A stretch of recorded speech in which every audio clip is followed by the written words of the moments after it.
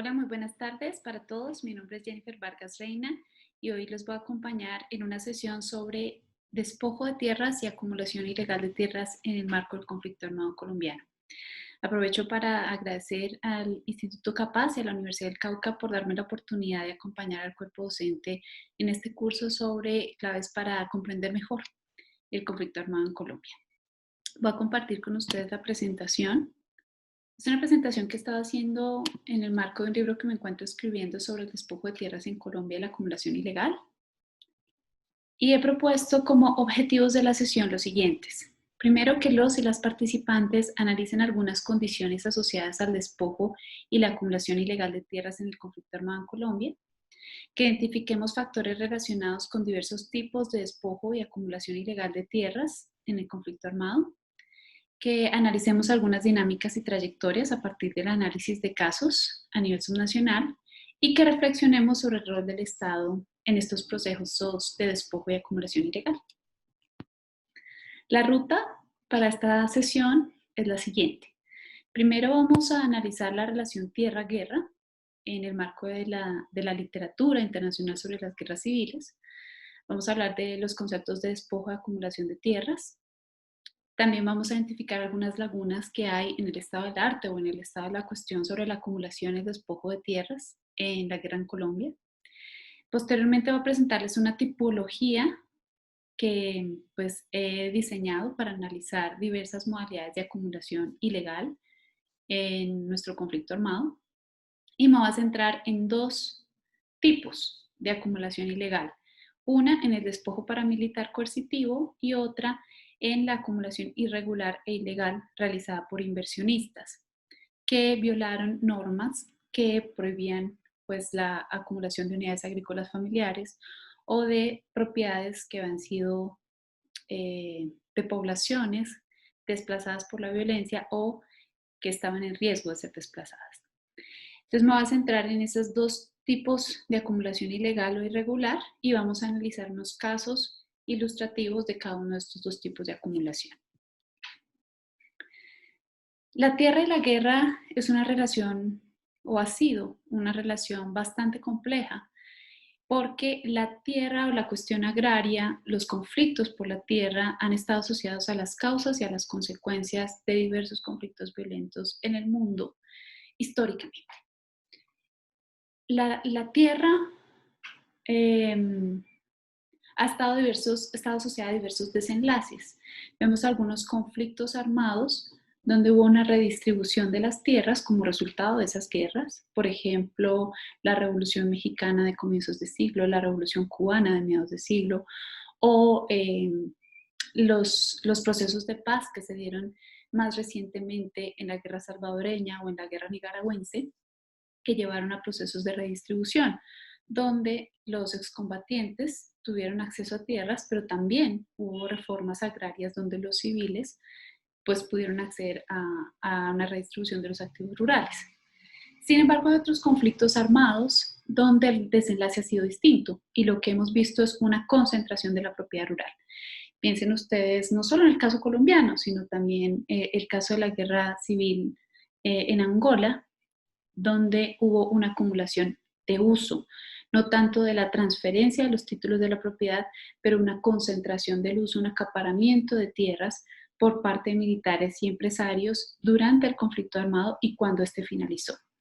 También otro caso es el de Myanmar, en el sudeste asiático, un conflicto prolongado, un conflicto armado prolongado, similar al colombiano, más de 5 décadas de duración, donde vemos que hay un land grabbing o acaparamiento de tierras en diversas zonas del país por parte no solo de militares, sino también de inversionistas extranjeros que han pues, desarrollado negocios asociados al extractivismo y a los proyectos no solo agroindustriales, sino también al desarrollo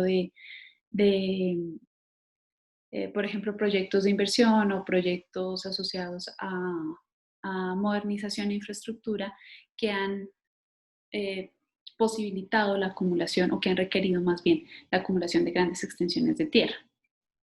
Dentro de este marco internacional, Colombia es desafortunadamente uno de los casos más representativos en temas de concentración o acaparamiento de tierras como producto de la guerra civil. Según estimaciones del Centro Nacional de Memoria Histórica, estamos hablando de más de 8.3 millones de hectáreas que fueron despojadas y acaparadas por los grupos armados y sus aliados durante la guerra en Colombia.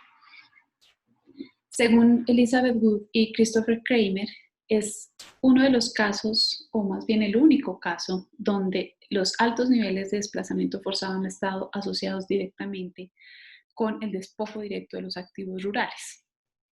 Estamos hablando de más de 7.5 millones de personas que se han visto obligadas a desplazarse a causa de la violencia y del conflicto, de la violencia política y del conflicto armado. Y una gran cantidad de estas personas ha sido pues despojada de sus bienes, de sus activos rurales y han perdido la posibilidad del goce efectivo de los derechos sobre estos bienes. ¿Qué es la acumulación de tierras?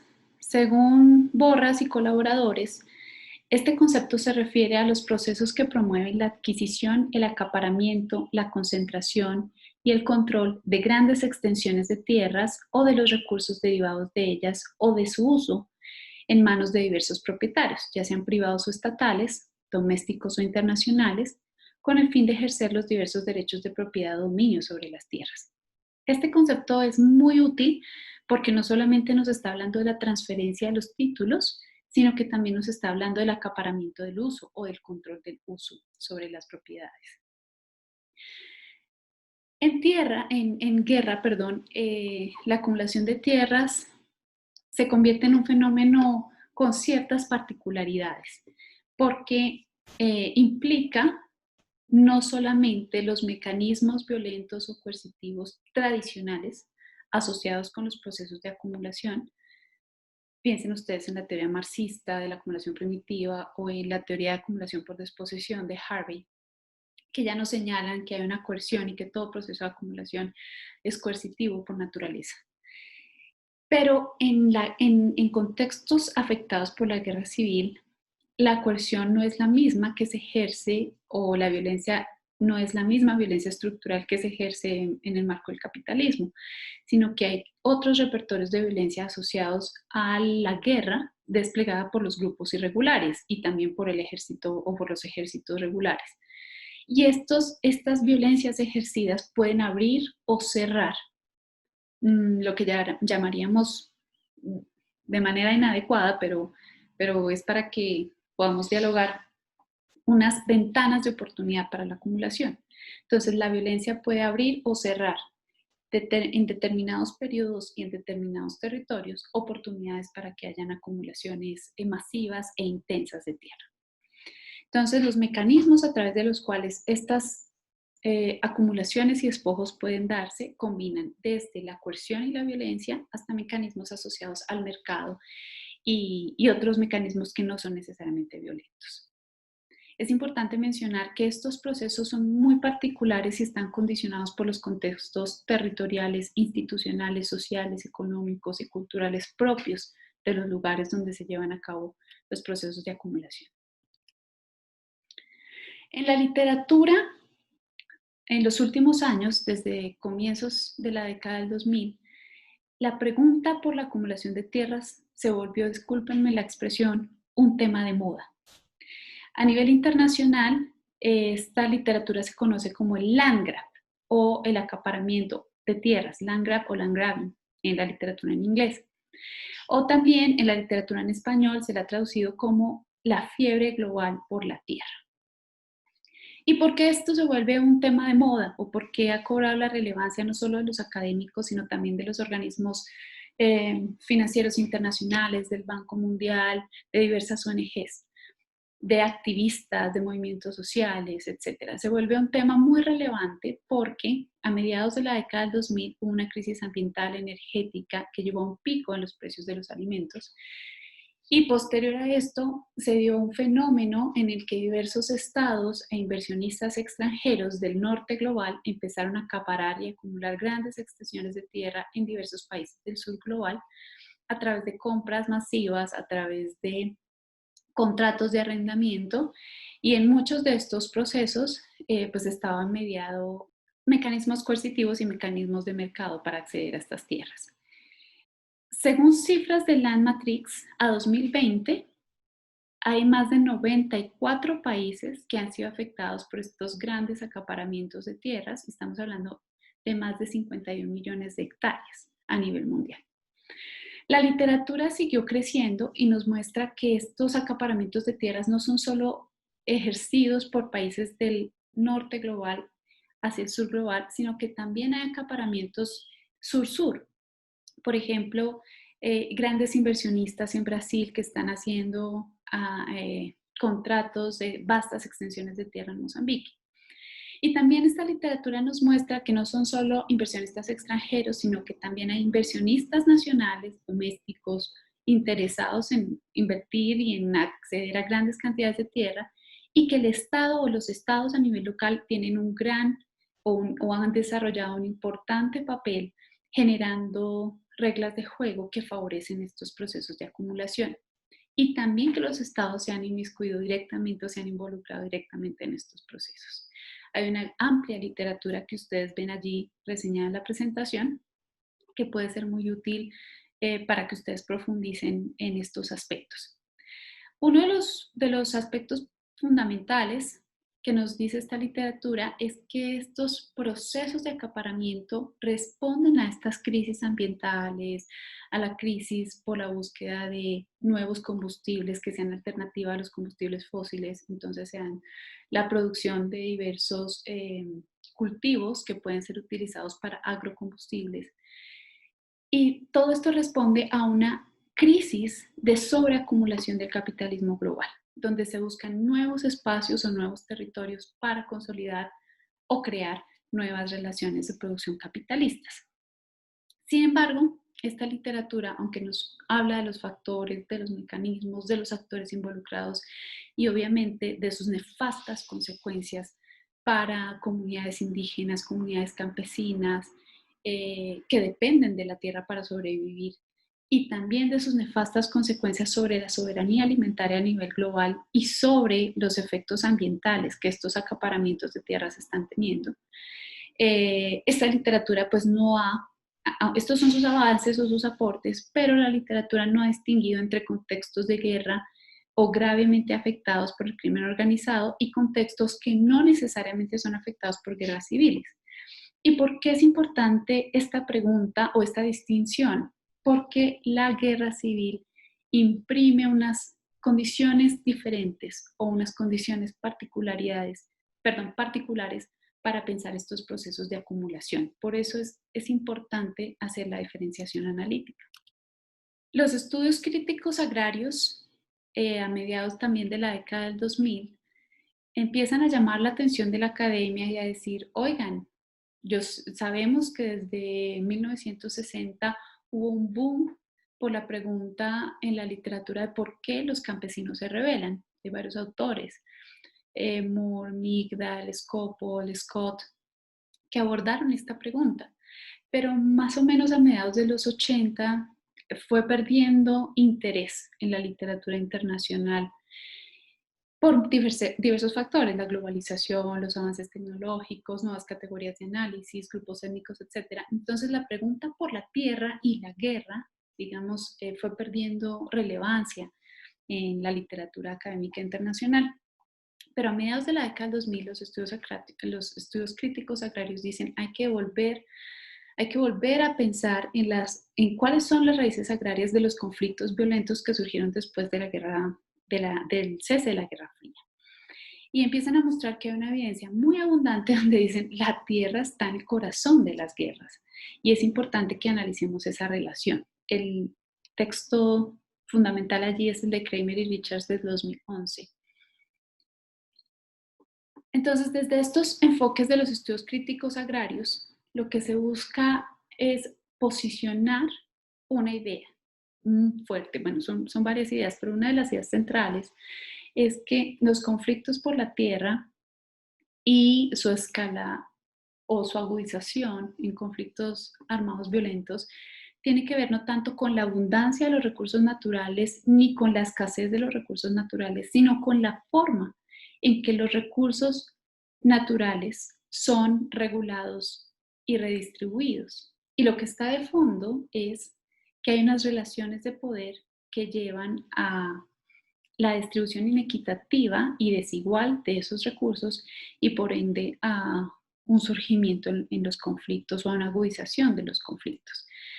Y esta es una crítica vehemente a varias teorías que se han posicionado, como la teoría de Collier y Hofer o colaboradores, o la teoría de las nuevas guerras de Kaldor, o la teoría de la escasez de recursos de Homer-Dixon, donde la idea central es que las guerras civiles ahora estaban generadas por actores que buscaban tener mayor utilidad o mayores recursos y que por eso se involucraban en las guerras, persiguiendo una utilidad, y que estas nuevas guerras eran menos políticas y más bien asociadas al crimen organizado, menos ideológicas, con menor carga ideológica que las guerras anteriores.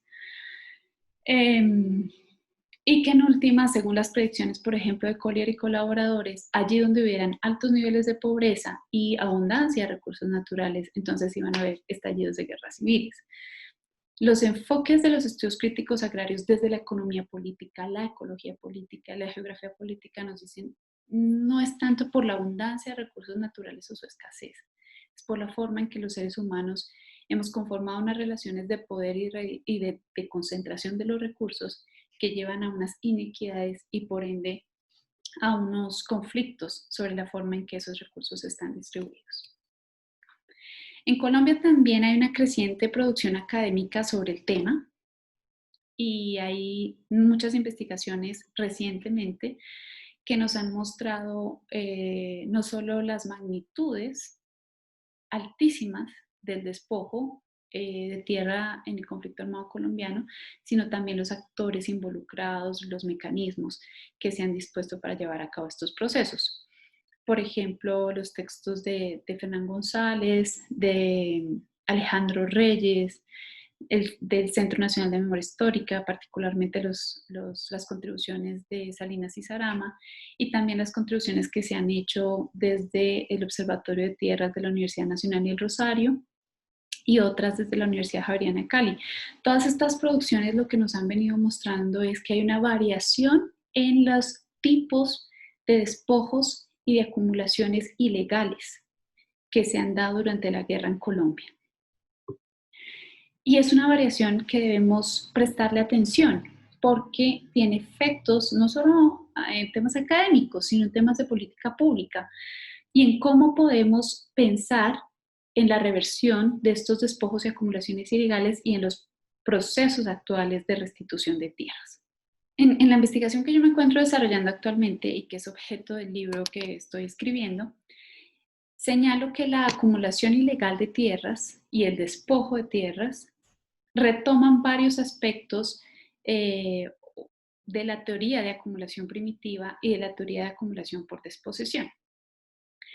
¿Qué retoma? O sea, o qué nos muestra más bien el caso colombiano que nos muestra, y es que hay un carácter coercitivo en la acumulación y que el Estado juega o jugó o ha venido jugando un papel relevante y protagónico en esos procesos de acumulaciones y de despojo.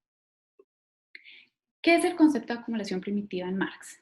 Es ese proceso de despojo de los medios y de los factores de producción, donde los campesinos son separados de esos factores y medios de producción y por ende pierden la autonomía de la producción campesina y se ven obligados a ser parte de este proceso de proletarización y de venta de su fuerza laboral. Y esto tiene varios efectos. Por un lado, como les decía, los campesinos pierden su autonomía para generar su propia subsistencia, porque son separados de los medios de producción, pero además en sociedades como las nuestras, los mercados laborales no son capaces de absorber esta fuerza de trabajo.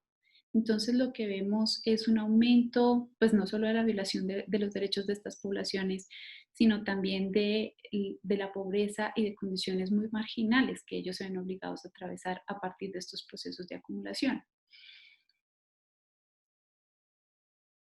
El proceso que vimos en Colombia en estos años de conflicto armado es un proceso similar al de la acumulación primitiva, pero vemos que hay unos aspectos que no se pueden o que no son explicados a partir de este concepto.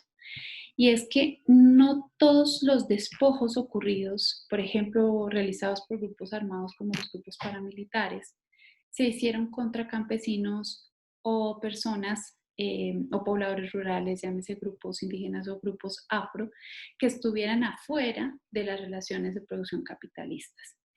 Muchos de los despojos ocurrieron en zonas o en territorios que ya estaban o donde ya estaban bastante consolidadas las relaciones de producción capitalistas, donde existían procesos de mercado de tierras, eh, donde ya estaban bastante consolidadas estas relaciones. Asimismo, no solo afectó a pequeños propietarios, sino a grandes propietarios, a grandes terratenientes, y vemos que en muchos casos hubo despojos de medianos y grandes productores. Entonces, en ese sentido, eh, el, el, el proceso de despojo y de acumulación ilegal de tierras, claro que bebe o se alimenta, digamos, teóricamente de la teoría de acumulación primitiva, pero también tiene particularidades que van más allá de este concepto. Lo mismo pasa con el de acumulación por desposesión. Harvey señala que la acumulación por desposesión es un proceso cíclico inacabado de despojo de los medios y mecanismos de producción, que incluye los tradicionales ya presentados en la teoría de Marx, como el despojo de las tierras, el despojo de las fuentes hídricas, de los bienes comunes, la mercantilización de la propiedad rural, la proletarización, la descampesinización, pero también incluye otros procesos de acumulación recientes derivados de la globalización, etcétera, como por ejemplo el despojo de la propiedad intelectual, ¿no? Y vemos allí el despojo a los saberes tradicionales y ancestrales frente a las semillas, por ejemplo, u otros que se desprenden de los procesos de crédito y financiación de los mercados financieros internacionales. Pero pensando particularmente en el despojo de tierras que ocurrió en Colombia, pues vemos que no todos los acaparamientos responden a las crisis del capitalismo global, sino que hay despojos y acaparamientos que están más asociados a fines militares o estratégicos de los grupos armados. Entonces, también vemos unas particularidades del fenómeno colombiano con relación a las teorías previas que nos ayudan a entender estos fenómenos, que sin duda son muy útiles, pero que también, pues, requieren o se alimentan, más bien, o podríamos decir a partir del caso colombiano, también hay un aporte para que estas teorías se complejicen o amplíen sus marcos de interpretación y análisis. Bien, yo propongo una tipología de acumulación de tierras ilegal para el conflicto armado colombiano a partir de un factor clave, que es el papel del Estado en ese proceso de acumulación ilegal e irregular. Entonces señalo que hay dos grandes categorías, unas acumulaciones que pueden darse al margen de la acción estatal y otras que se dan gracias precisamente a la participación necesaria y protagónica del Estado. Frente al primer tipo, la acumulación que se da al margen de la participación estatal, podríamos pensar en una acumulación realizada por grupos insurgentes o por diversos grupos que atacan al Estado y que están interesados en arrebatarle el poder y que se involucran en procesos de acumulación o despojo de tierras. Yo no me voy a centrar en esos tipos de acumulación. Existen esos y tal vez muchos otros, pero no me voy a centrar en ellos porque no tengo el acceso a la información y seguramente con el proceso de paz que se ha realizado entre las FARC y el gobierno nacional, pues van a surgir más elementos para profundizar en este tipo de fenómenos. La siguiente categoría en esta tipología son aquellos tipos de acumulación donde hay una necesaria y protagónica participación del Estado. Piensen ustedes, por ejemplo, en la acumulación narcotraficante para el lavado de activos que se dio desde finales de la década de 70 hasta nuestros días, donde pues precisamente los narcotraficantes a través de los mercados de tierras, pero también a través de acciones coercitivas, pudieron acumular y concentrar grandes cantidades de tierras. También está la acumulación paramilitar y narcoparamilitar tardía, que incluye todos estos procesos en los cuales los paramilitares desplegaron diversos tipos de violencia o repertorios de violencia contra los civiles, como homicidios, masacres, violencia sexual contra las comunidades, asesinatos contra líderes de oposición, defensores de derechos humanos, campesinos, líderes y lideresas ambientalistas, etc. Y que todos estos procesos de violencia generaron desplazamientos forzados de las poblaciones y luego los paramilitares enviaban comisionistas o intermediarios para que buscaran a las personas y accedieran a través de amenazas o intimidaciones para que estas personas entregaran sus tierras o los títulos de las tierras. En algunos casos, a cambio de precios irrisorios, fueron compras forzadas, pero en otros ni siquiera hubo ninguna transacción de ningún tipo. En todo caso, eran transacciones donde se violentaba el libre consentimiento. Eran transacciones, por ende, pues movidas por la coerción. Una vez las personas entregaban los títulos de sus tierras o en aquellos casos en los que no estaban formalizadas y no habían resoluciones de adjudicación, eh, funcionarios estatales, en algunos casos funcionarios del INCOR, en otros casos notarios, etcétera, participaron para ayudar a legalizar o blanquear, entre comillas, esos despojos ilegales. Y las tierras finalmente fueron utilizadas en diversos usos. Gutiérrez Anín y otros autores nos han señalado que estos grupos armados tenían unos intereses no solo económicos, sí, evidentemente habían intereses económicos, como por ejemplo poner ganadería extensiva sobre esas tierras o destinarlas para cultivos de palma, de caucho u otros monocultivos. También para fines de recreo, pero además hubo otros intereses más de corte militar o estratégico. Entonces, estos grupos armados utilizaban las fincas robadas o las propiedades para montar bases militares u hospitales o escuelas de entrenamiento, etc. Además, esta acumulación paramilitar y narcoparamilitar tardía pudo darse gracias a las alianzas que generaron estos grupos paramilitares con autoridades estatales, con la fuerza pública, con el ejército y la policía en muchas zonas del país y también con élites rurales legales, como vamos a ver más adelante. También hay otro tipo de acumulación ilegal, que es una acumulación más de orden inversionista, en la que estos empresarios no locales, que no son de la zona, no necesariamente son extranjeros, pero cuando digo no locales me refiero a empresarios que no son de la zona, donde llevan a cabo las acumulaciones ilegales de tierras. Estos inversionistas no tienen un arma en la cabeza y van detrás de las poblaciones diciéndoles que tienen que desplazarse y vender sus tierras o, o entregar sus tierras, sino que son inversionistas que llegan a la zona cuando la violencia tiende a disminuir. Son inversionistas que se aprovechan o que se aprovecharon de la violencia previa en esos territorios para acumular de manera masiva las tierras a través de compras o a través de contratos de arrendamiento.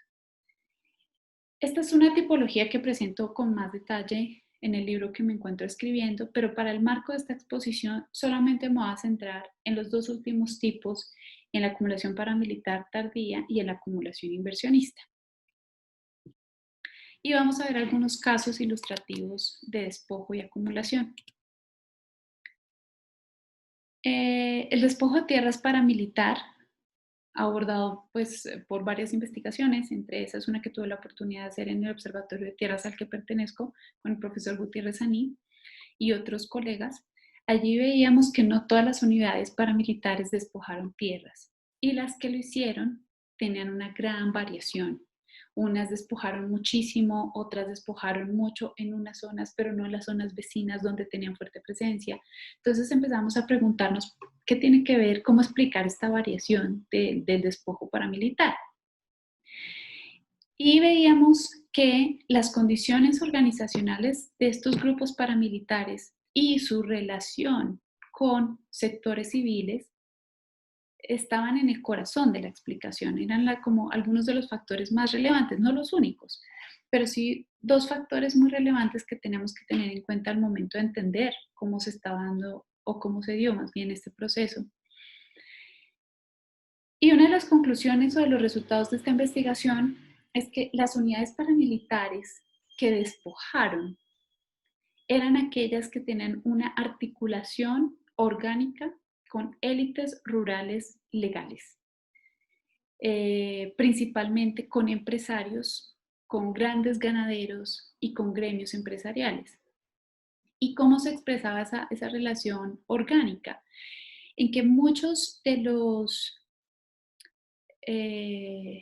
de las personas de estos gremios o de estas élites rurales legales participaron directamente en la comandancia de las unidades paramilitares o financiaron a los grupos paramilitares y también estuvieron directamente involucrados como intermediarios o beneficiarios en los despojos de tierras y en los negocios que desarrollaron los grupos paramilitares. Vamos a ver esto más adelante en algunos de los casos.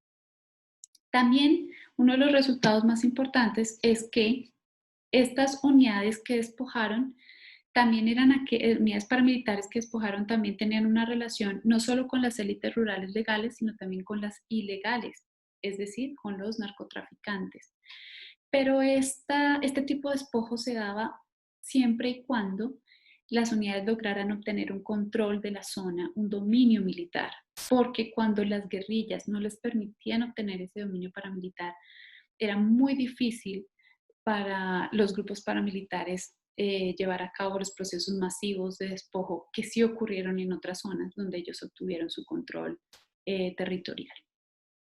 Otro de los factores importantes que marcaba la diferencia entre unas unidades que despojaban y las que no, tiene que ver con el tamaño del ejército paramilitar en la zona. Despojaron aquellas unidades que tenían una gran capacidad organizativa y tamaño.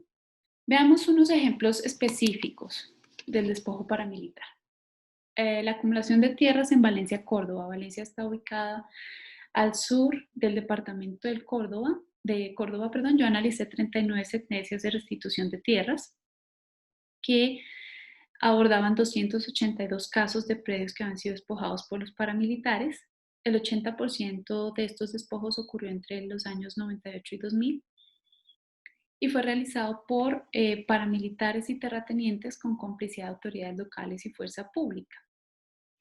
El modus operandi a través del cual se llevaron a cabo estos despojos estuvo caracterizado por ventas forzadas, en algunos casos con violencia directa y en otros casos sin violencia directa. Para ponerles un ejemplo, la propiedad El Descanso era una finca de más de 30 hectáreas de una familia que se negó a venderle la propiedad a un político local de apellido Negret, Humberto Santos Negret. Él era un político local de Tierra Alta, pero estaba interesado en esa finca en Valencia, Córdoba. Este señor era amigo de Mancuso y de los paramilitares que hacían presencia en esa zona. La familia se negó a venderle la propiedad al señor Negret, ya hay sentencias que lo condenan y hay varias sentencias de restitución de tierras que confirman lo que les estoy señalando.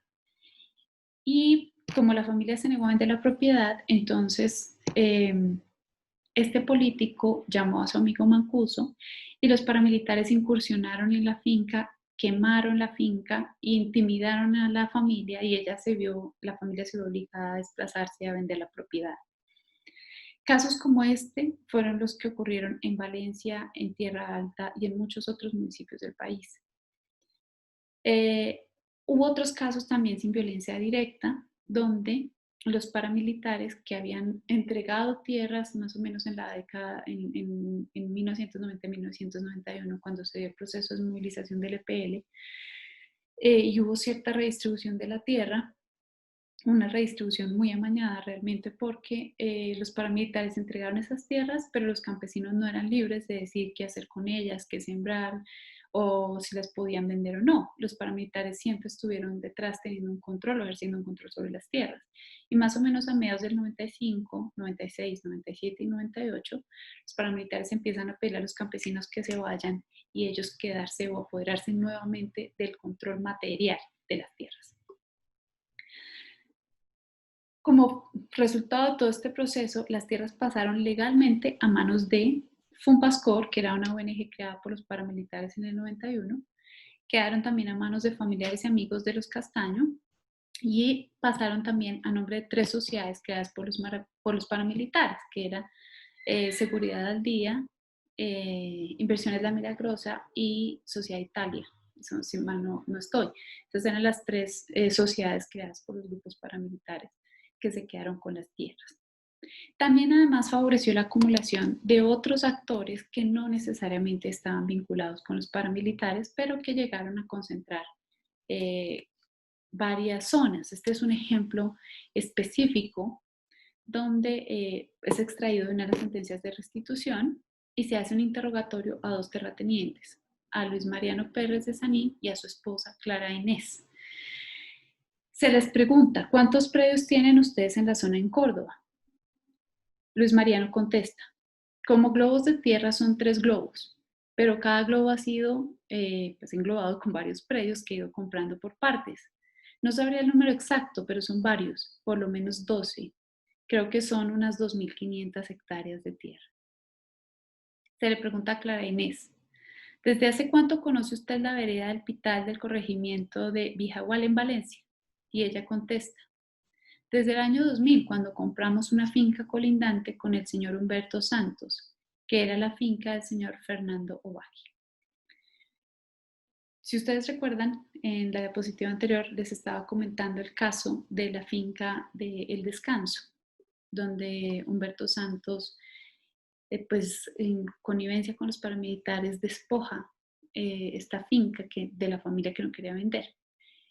Esta finca era colindante con el señor Fernando Ovalle. Fernando Ovalle fue uno de los líderes de una de las Convivir en el municipio de Valencia, Convivir financiada evidentemente por la Casa Castaño. Bien, veamos otro ejemplo.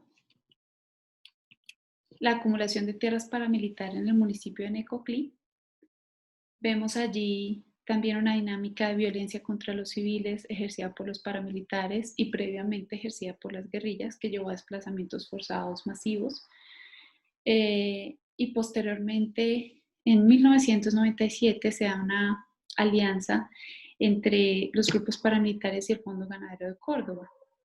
Esta alianza permitió que Sor Teresa Castaño, que pues es participante de los grupos paramilitares, sirviera como intermediaria para que más de 103 predios en la zona de Tulapas, que cobija los municipios de Necoclí y Turbo, fueran despojados de las familias campesinas y entregadas a los grupos paramilitares y al Fondo Ganadero de Córdoba. Por estos hechos, la Junta Directiva del Fondo Ganadero, varios de sus miembros actualmente se encuentran en prisión por haber participado en los despojos de tierras. Las tierras, ¿para qué se destinaron una vez fueron despojadas? Para ganadería extensiva, para explotación forestal y de caucho, y en menores casos para cultivos de palma. Otros despojos también ocurrieron porque los paramilitares crearon una ONG que se llamaba ASO Común y crearon un programa de desarrollo social que era el programa PASO. Y a través de este programa generaban ciertos créditos para los campesinos que quedaron endeudados con los paramilitares y posteriormente los paramilitares les quitan las tierras a estos pobladores rurales. Entonces aquí vemos varios mecanismos. Por un lado vemos el mecanismo de la conformación de coaliciones. Entonces vemos varios actores que se involucran y hay una convergencia de intereses entre estos actores que conllevaron a los despojos y acumulaciones masivos de tierras. Estamos hablando de muchísimas hectáreas y esto no ocurrió a lo escondido, sino ocurrió a la luz del día delante de los ojos de todo el mundo, no solo de la opinión pública, sino también de las autoridades estatales Y allí estas conformaciones de coaliciones estuvieron involucradas por un lado por la fuerza pública, donde los militares no perseguían a los paramilitares que hicieron los despojos de tierras, sino que por el contrario actuaron de manera connivente, como está ampliamente demostrado. De hecho, varios militares hoy se encuentran también en prisión juzgados por estos hechos. Piensen ustedes en Rito Alejo del Río, en la zona del Urabá. Y es gracias a esta connivencia con las Fuerzas Armadas que los paramilitares pueden despojar de esta manera tan intensa y en magnitudes tan altas. En estas coaliciones también hicieron parte las élites rurales de Gales. Ustedes ven, por ejemplo, en el caso de Nicoclí, el Fondo Ganadero de Córdoba, Benito Osorio Villadiego, que era su directivo, también fue además gobernador en el departamento de Córdoba. Entonces vemos que hay una participación de estos actores porque hay una connivencia de intereses. Eran actores interesados en la tierra y eran actores que querían atacar la sociedad civil que demandaba la redistribución de tierras y veían a los campesinos y veían a los defensores de derechos humanos y veían a los líderes y las lideresas como sus principales rivales. Entonces, se da esta convergencia de intereses entre estos actores que conforman alianzas que posibilitaron los despojos. Vemos lo que hemos llamado Paola García y yo un mecanismo corsario, que no es otra cosa que la delegación de funciones en privados, delegación de funciones que le corresponden al Estado, por ejemplo, la provisión de seguridad. Se delega en actores que no son estatales, que no son burocracias, se delegan actores intermediarios privados de los territorios locales el ejercicio de funciones, la provisión de la seguridad, la provisión de justicia, la provisión de infraestructura o de desarrollo. Entonces, en el caso de los paramilitares vemos una privatización de la seguridad que queda pues en sus manos, con todos los efectos negativos que esto tuvo. También vemos la legalización institucional de los despojos. Para los paramilitares no era solamente importante tener el dominio material sobre los bienes, sino además tener los títulos. Por ello es que involucraron a notarios, registradores, en algunos casos funcionarios del INCOR en CODER, para posibilitar el blanqueamiento o la legalización de los títulos. Y también vemos unos deseos de venganza o revancha. Esto está claramente ilustrado en los textos de Salinas y Sarama, donde ellos muestran varias de las versiones libres de los paramilitares que participaron en despojos. Y ellos decían, nosotros lo hicimos, o también algunos grandes ganaderos y terratenientes que se involucraron, lo hicieron motivados para recuperar tierras que ellos habían perdido en los procesos de reformas agrarias previos, en la década de los 70, en la década de los 80. Un caso ilustrativo es el de Raúl Emilio Hasbún y la finca La Niña en el Urabá, porque ellos fueron, el INCORA hacia finales de los 80 y comienzos de los 90 hizo una extinción de dominio sobre su propiedad y posteriormente fue entregada a campesinos. Y cuando Raúl Emilio Hasbún, alias Pedro Bonito, ingresa a los paramilitares, pues va y los saca de la propiedad a través de la fuerza y él se queda con esta propiedad nuevamente. Entonces es un ejemplo que ilustra algunos de los mecanismos a través de los cuales se dio este proceso de despojo y acumulación paramilitar. Estos dos casos que les mostré se caracterizan porque antes del despojo había una violencia insurgente alta. Los grupos guerrilleros desarrollaron diferentes repertorios de violencia contra grandes y medianos propietarios, como por ejemplo extorsiones, secuestros, homicidios. Y todo esto conllevó a unas condiciones que permitieron o posibilitaron el surgimiento y consolidación de grandes ejércitos paramilitares en esas zonas. Y también pues esa política contrainsurgente desde el Estado creó las condiciones de entrenamiento, etcétera, para que se dieran pues la conformación de estos grupos y por ende pues, los posteriores despojos. Pero también vemos que en estos dos casos la fortaleza de las élites rurales locales era alta Es decir, ellos tenían un poder de mediación fuerte en lo que tiene que ver con el acceso a los insumos y a los insumos agrícolas y a los medios de producción. Son municipios más ganaderos que agrícolas, son municipios más desiguales que otros en los que no hubo despojo y son municipios en los que hay una prevalencia de la gran propiedad y subordinación de la economía campesina. Bien, ahora veamos otros dos casos, pero ya no del despojo paramilitar, sino de la acumulación irregular e ilegal realizada por inversionistas que no son de la zona, que no son locales, pero que pues llegan y, y acumulan a través de compras masivas grandes extensiones de tierra. El primer caso es el municipio de Cumaribo, en el Bichada.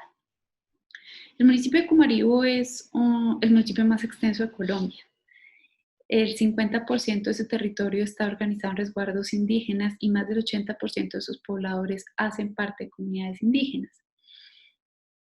En este municipio, que es muy distinto a los dos que analizamos anteriormente, es muy distinto a Valencia, es muy distinto a Necoclí, en el municipio de Cumaribo nunca hubo un dominio total de los paramilitares, sino que fue una zona ampliamente disputada por las guerrillas de las FARC y los paramilitares. Entonces allí no hubo un dominio territorial.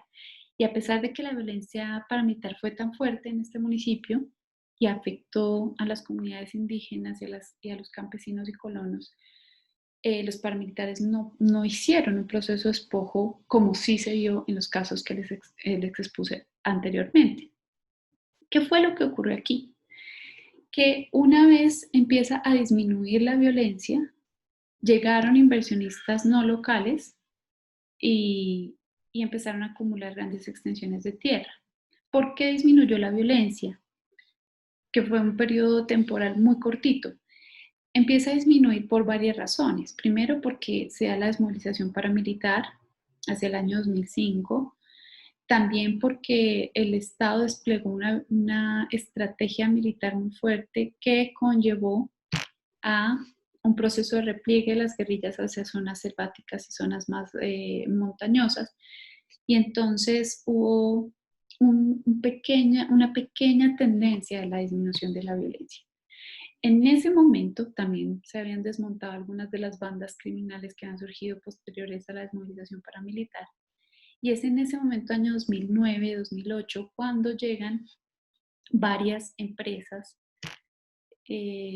motivadas por todo un discurso del gobierno nacional donde se estaba incentivando a los inversionistas para que llegaran a la zona a comprar y a invertir. El argumento de fondo es que en estas zonas de los llanos orientales hay grandes oportunidades para la producción, aun cuando sus suelos puedan ser alcalinos, en algunas de las zonas principalmente, pero tienen grandes oportunidades, muchas fuentes hídricas, sol durante todo el año, buenas condiciones que posibilitarían pues una producción importante. Entonces el gobierno genera unos COMPES y una serie de proyectos para incentivar a los inversionistas para que lleguen a estas zonas. En ese contexto llegó Mónica Colombia, que es una empresa del grupo Mónica Semillas, un grupo empresarial brasileño, y ellos acumulan 9 predios, 7 en Puerto Gaitán y 2 en el municipio de Cumaribo. Estamos hablando de más de 8.800 hectáreas. Pero cuando ellos llegan se encuentran con unas prohibiciones, y es que la ley 160 de 1994 prohíbe la acumulación de más de una unidad agrícola familiar.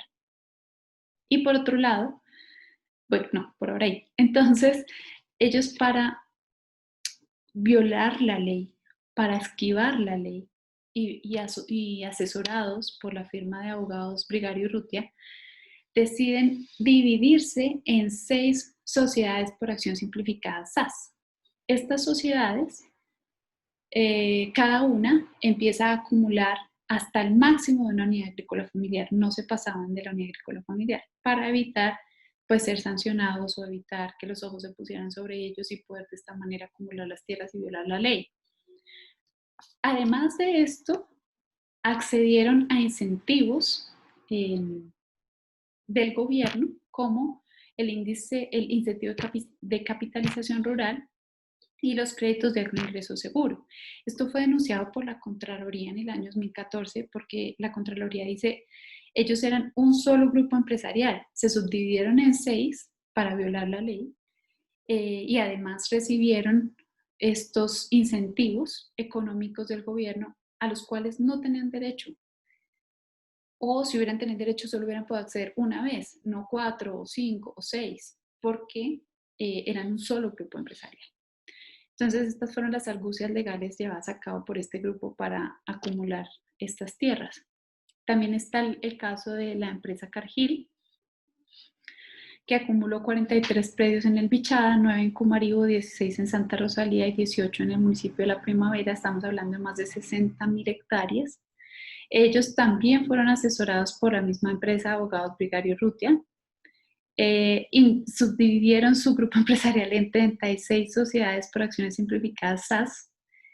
Y el mecanismo a través del cual ellos llevaron a cabo estas compras fue la creación de empresas intermediarias. Entonces, una empresa le compraba a los poseedores o a los propietarios iniciales y a los pocos meses se las vendía a las sociedades del grupo Cargill. También ellos accedieron a operaciones de crédito de Finagro y muchas de estas compras se hicieron con objetivos de especulación sobre la tierra. Les voy a mostrar un ejemplo. Aquí ustedes ven el predio Villarrosenda. La empresa intermediaria que compró el predio es la Rosenda 2020. Compra el predio el 17 de octubre del 2012 por un valor de 20 millones de pesos.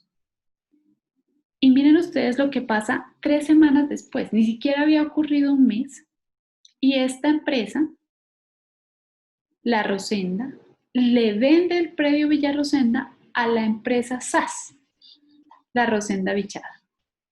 Pero ya no por un valor de 20 millones de pesos, sino de 4.090 millones de pesos. O sea, el incremento fue exponencial en menos de un mes. No se explica cómo una propiedad puede aumentar este valor en tan corto tiempo. Lo mismo ocurrió con Caicara Los Gansos. La empresa AgroExpeditions la compra el 23 de marzo del 2010 por un valor de 376 millones de pesos y la vende a los pocos meses por 1.423 millones al grupo SAS del grupo Cargill Los Gansos 1. Otro ejemplo muy conocido en la literatura nacional es el de la acumulación ilegal en Carmen de Bolívar.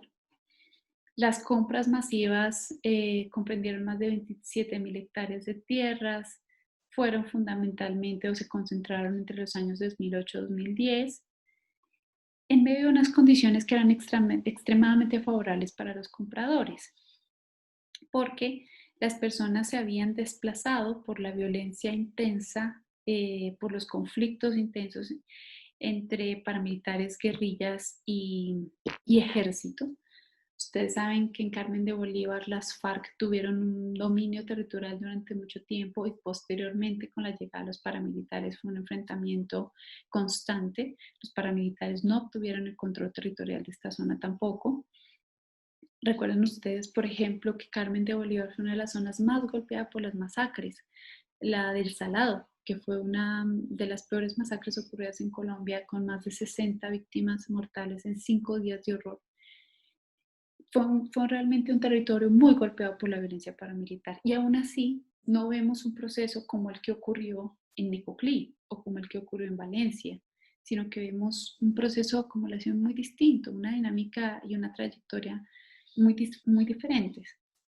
Aquí los paramilitares no se quedaron con las tierras de manera directa, sino que fueron otros inversionistas no locales, más bien la mayoría de ellos antioqueños que llegan a esta zona, con fuertes vínculos con la élite política nacional, con el gobierno del expresidente Álvaro Uribe Vélez y varios de su equipo de trabajo, y que tenían, según García Reyes y una investigación que se realizó desde el Observatorio de Tierras, tenían información y capacidad institucional que les permitió conocer que en estas zonas habían o estaban incrementándose las condiciones de seguridad y que habían condiciones favorables para las compras masivas de tierras. Los campesinos, por su parte, se vieron obligados o constreñidos a vender por muchas razones. En primer lugar, porque debían los créditos con los cuales habían accedido a esas tierras en el marco de la reforma agraria. Llevaban varios años que habían sido desplazados, entonces no habían podido pagar los impuestos, el impuesto predial o los créditos también sobre estas tierras. Y aun cuando la legislación decía que estas eran causas de fuerza mayor y de alguna manera los protegía, ellos desconocían la legislación y pensaban que iban a perder directamente sus tierras por estas razones y por ende pues se veían motivados u obligados por estas condiciones estructurales a vender. Además también a medida que sus vecinos iban vendiendo, ellos iban quedando, varios de ellos quedaron encerrados por estos, digamos, cercamientos empresariales, porque los inversionistas llegan y compran de manera masiva y empiezan a englobar o a desenglobar de acuerdo a cómo más les convenga. Y esto empieza a afectar a aquellos que no estaban vendiendo. Entonces las compras fueron masivas y se hicieron violando dos tipos de normas. También aquí se viola la ley 160 del 94 que prohíbe la acumulación de las unidades agrícolas familiares y también se violan las normas referidas a la protección de los predios de la población desplazada o en riesgo de desplazamiento, que una vez se hace la declaratoria de protección de estos predios por inminencia o riesgo de desplazamiento, entonces los predios ya no pueden ser transferidos. Al igual que en el caso de Comarío, también estos casos se hacen con fines de especulación sobre la tierra y también se destinan las tierras para monocultivos o economías extractivas. En el caso de Carmen de Bolívar, vemos que algunos de los compradores fueron varias de las agropecuarias que se conformaron por estos empresarios que llegaban del Urabá y que conformaron la Asociación Amigos de los Montes de María, pero no todos los compradores hacían parte de esta asociación. Es importante mencionarlo. Uno de los casos ilustrativos, veamos, Álvaro Ignacio Echeverría Ramírez. Álvaro Ignacio Echeverría fue gerente de la campaña del expresidente Álvaro Uribe Vélez cuando éste se lanzó a la gobernación de Antioquia. Álvaro Ignacio pues, fue senador y un empresario prominente en el rural antioqueño. También están otros como Otto Bula, que fue el senador suplente del senador Mario Uribe, primo de Álvaro Uribe Vélez, y hoy pues que está preso por el proceso de Odebrecht. Varios de estos actores compraron tierras para sí mismos a nombre de persona natural, pero también compraron para personas jurídicas, o sea, para estas agropecuarias. Y vemos varios mecanismos en los casos tanto de Comarío como de Carmen de Bolívar. Los compradores que llegan tienen fuertes vínculos económicos o políticos con élites nacionales. Se involucran porque hay unos incentivos del gobierno o por invitaciones directas, como en el caso de Carmen de Bolívar. Alberto Echeverría decía en una declaración en el tiempo, yo llegué a comprar después de una Navidad en la que estaba con Álvaro Uribe Vélez y varios funcionarios del gobierno nacional y ellos nos dijeron inviertan en la zona de Carmen de Bolívar y Montes de María porque las condiciones de seguridad están mejorando después de que se dio de baja Martín Caballero y después de la movilización paramilitar hubo mayores condiciones de seguridad. Entonces se llamó a estos inversionistas de manera directa para que ingresaran y ellos se involucraron en compras masivas de tierras. También manifestaron expectativas de seguridad. Por ejemplo, Argos, en una de las sentencias de restitución de tierras en su contra, Argos señalaba que fue el gobierno y fue el Estado el que los invitó a invertir para llevar la paz y la consolidación a estas zonas. Entonces, ellos decían que no podían ser declarados como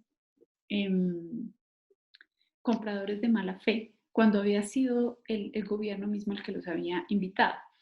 Y en las sentencias de restitución se señaló que era de conocimiento público todas las afectaciones que tenían los campesinos y los pobladores rurales de estas zonas, los grupos afro, los indígenas de estas zonas, y que por ende no podía argumentarse que esas eran las razones por las que no se, por las que debían ser considerados como compradores de buena fe. En las sentencias de restitución contra el grupo Argos, varias de estas sentencias, ya hasta hace un año, estamos hablando de 5 sentencias, ellos se vieron obligados a devolver la tierra a, a los compradores, a los poseedores y propietarios iniciales. Estos grupos que se involucraron en las compras masivas intentaron superar los obstáculos legales, esquivar la ley y violar la ley a través de argucias legales, subdividiendo sus grupos empresariales y creando sociedades de acciones simplificadas o creando fideicomisos o figuras jurídicas que les permitieran aparecer en usufructo de las propiedades, sino como propietarios de las tierras, etc. Hubo otros mecanismos. Por ejemplo, el Estado jugó un papel prioritario allí. Ustedes lo ven en varios videos que publicó Verdad Abierta y otros otras fuentes que yo recojo en el libro, donde el Estado invita de manera directa a funcionarios del Gobierno Nacional, del Ministerio de Agricultura, del gobierno del expresidente Álvaro Uribe, les invitan de manera directa a estos inversionistas a comprar y a ser parte de las inversiones masivas. Les generaron incentivos de capitalización rural, créditos de agroingreso seguro, que ustedes ya saben por la opinión pública. Bueno, el exministro de Agricultura fue a prisión por la corrupción en estos créditos de agroingreso seguro. Y también en estos mecanismos hubo unas reglas de juego que permitieron valorizar los precios acumulados por dichos inversionistas, con todo esto que les cuento que se creó, por ejemplo, en los llanos orientales, el COMPES, etcétera, que son unos de los argumentos que usan estos actores para decir por qué se aumentaron tanto los precios en menos de un mes. Entonces son estas reglas de juego perversas, inmorales, injustas, las que posibilitaron estos procesos de despojo y acumulación ilegal. También otro mecanismo es la implementación de las argucias legales para saltarse las normas. Y vemos que esto se repite en varias de los grandes grupos empresariales involucrados, ¿no? Varios de ellos fueron financiados por la misma firma de abogados, utilizaron el mismo modus operandi para hacer los procesos de compras masivas. Y hoy día, pues, hay unos vacíos legales en torno a estos procesos irregulares de adquisición de tierras. Entonces, en la acumulación inversionista, vemos que hay unos niveles de violencia insurgente que justo al momento de la acumulación, en el momento en que se da la acumulación, tendían a disminuir. No hubo un dominio del grupo paramilitar, aunque hubo una fuerte violencia paramilitar en ambas zonas.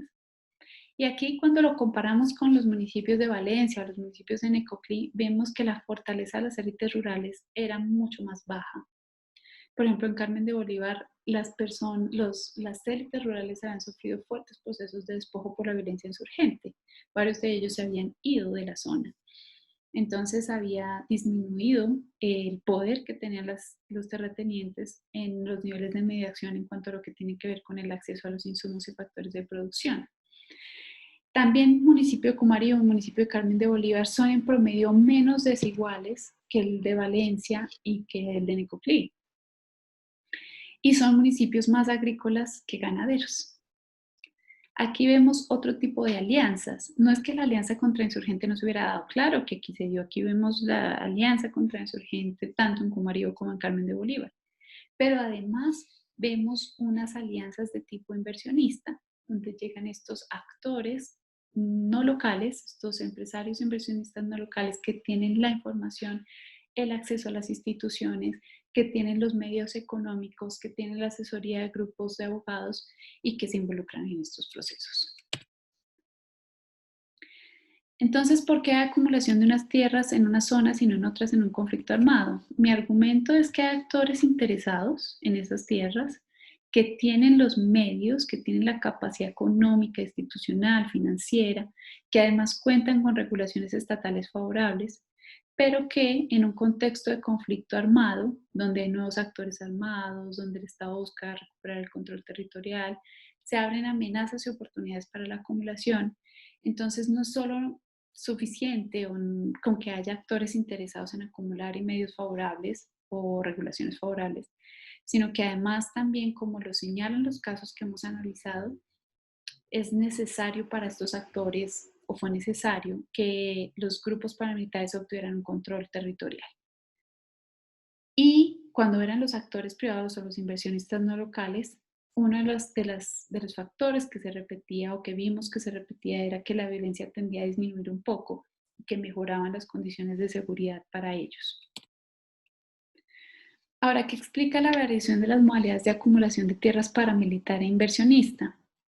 Lo que yo quiero argumentar, o pues lo que yo analizo a partir de los casos que hemos analizado, es que en guerra hay complejas interacciones entre las estructuras agrarias de los territorios locales, por ejemplo, si son más ganaderos o si son más agrícolas, si son más desiguales o menos desiguales. Hay complejas interacciones entre estas estructuras agrarias y las estrategias de dominio indirecto desplegadas por el Estado central y los cambios en la dinámica de la guerra. Y eso marca, de alguna manera, las trayectorias y las dinámicas de acumulación y de despojo en los territorios. En algunas ocasiones, la violencia impide que haya un despojo y acumulación paramilitar. ¿Por qué? Porque no obtienen el dominio territorial.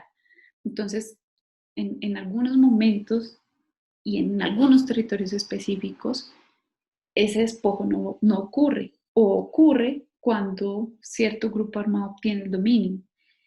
Entonces, lo que quiero mostrar con estos casos es que es importante tener en cuenta esas complejas interacciones.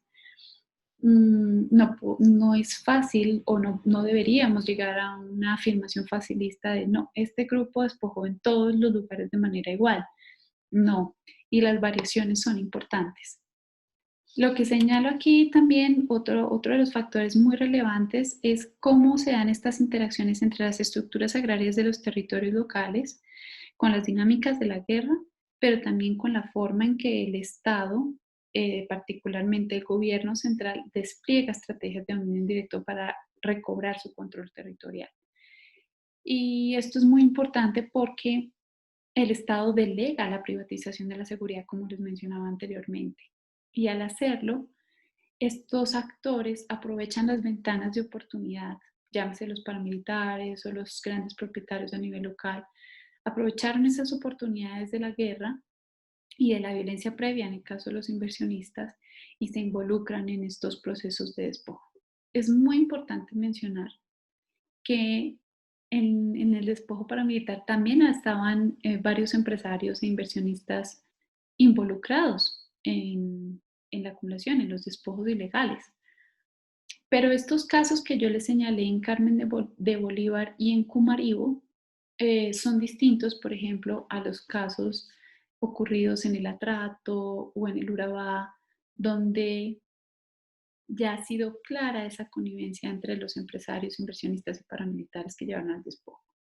Aquí en el caso de Carmen de Bolívar o en el caso de Cumaribo, Cargill, Grupo Mónica Semillas, en Carmen de Bolívar estas agropecuarias, no, según en el caso de Carmen, las sentencias de restitución han señalado que no ha habido hasta el momento una conexión comprobada.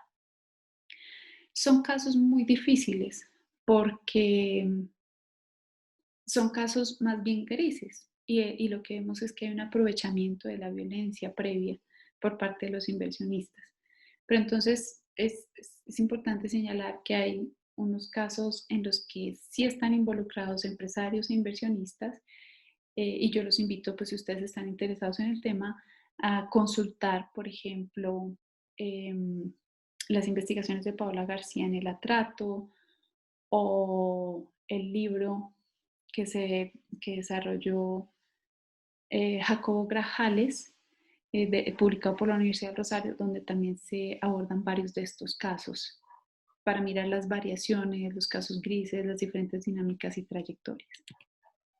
Bien, este argumento también se sostiene para un número mayor de casos, no solamente para los casos de Cumaribo, para los casos de Carmen de Bolívar o de Valencia y Necoclí.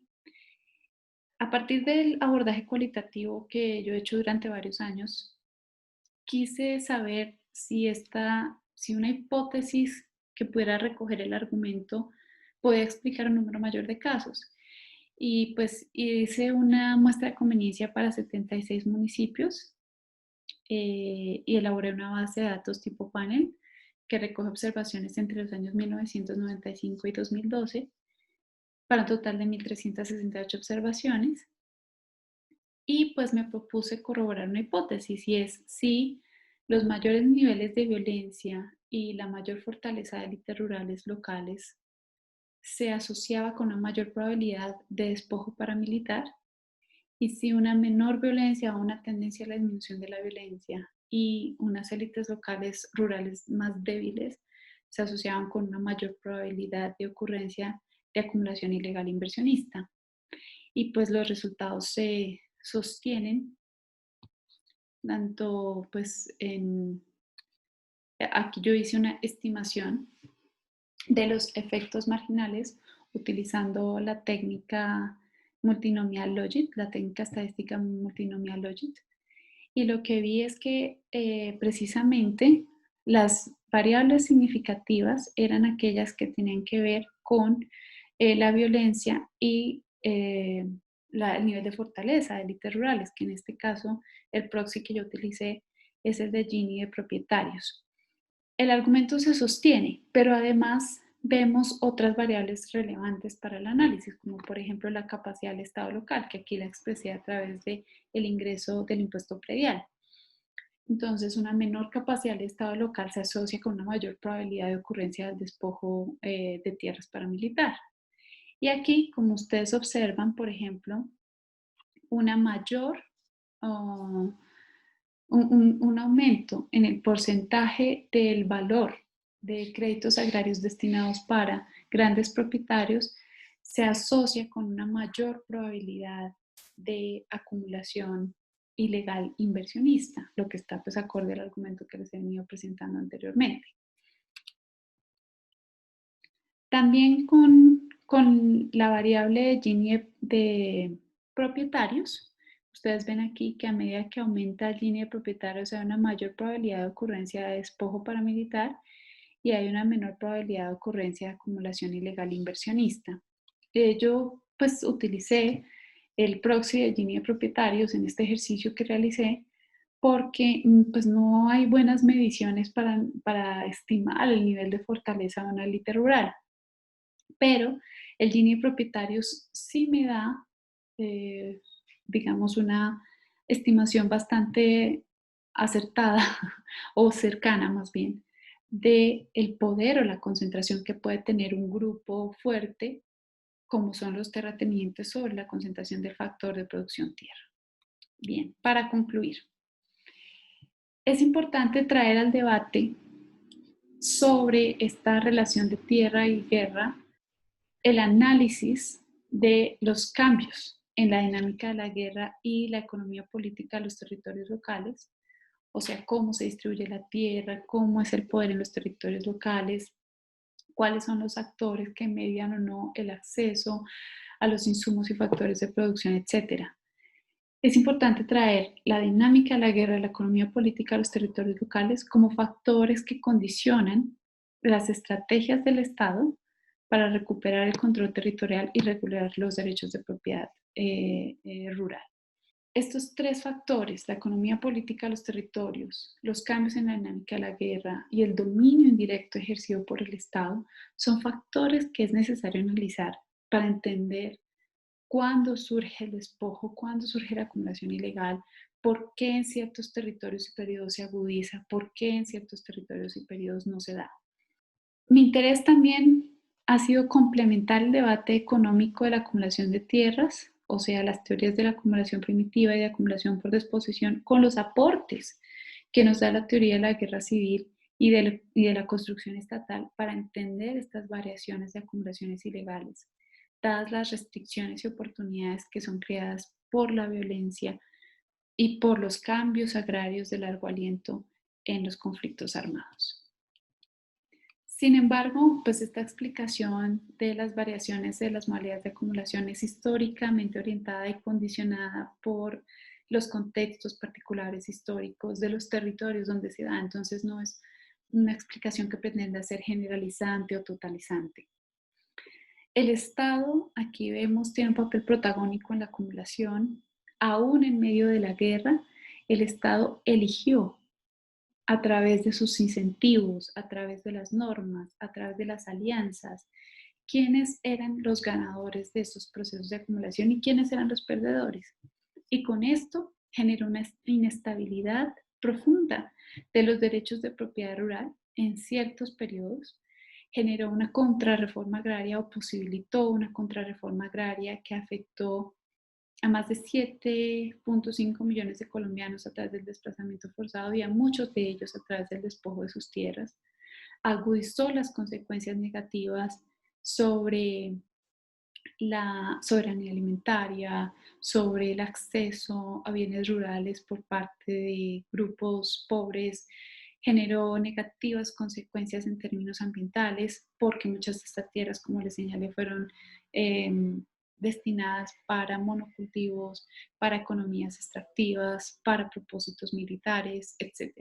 Entonces, todo este proceso generó negativas y nefastas consecuencias sobre los tejidos sociales de estas comunidades rurales, sobre la posibilidad de ejercer sus derechos a nivel individual y colectivo, y también un decrecimiento a nivel productivo de estas familias, pero también de la sociedad en general. Bien, voy a dejar aquí. Les agradezco muchísimo a todos por su atención y espero que en nuestra clase ya presencial podamos, pues, yo pueda seguramente responder muchas de las inquietudes que a ustedes les ha generado esta exposición y profundizar un poco más en los detalles de la misma y también como aclarar de pronto malentendidos o cosas que pudieron surgir a partir de mi clase.